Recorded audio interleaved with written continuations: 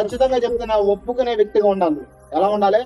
అలా నువ్వు ఒప్పుకోని వ్యక్తిగా ఉంటే నీ జీవితంలో నేను చెప్తున్నాను, ఖచ్చితంగా నువ్వు భక్తి జీవితంలో నిలబడలేవు. ఎక్కడ నిలబడలేవు? అసలు ఇంకో విషయం చెప్పనా?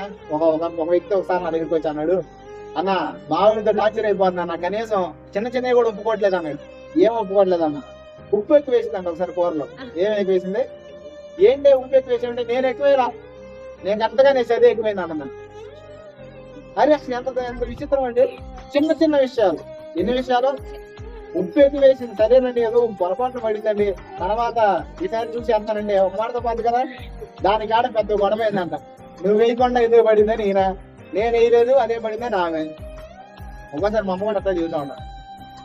మీరు కూడా అట్లా చూస్తారు మీ ఇంట? మళ్ళీ అంతా నూనె ఎక్కువ వేసిందంట. ఒకసారి నూనె ఎక్కువ వేసి పెట్టే చికెన్లు అండి, నేను ఎక్కడ వేసాను, ఆ చికెన్ లో సోర్ ఉంది అందుకే అంత అయింది అని చెప్పిందండి. దానికంటే మళ్ళీ గొడవ అయిందంట.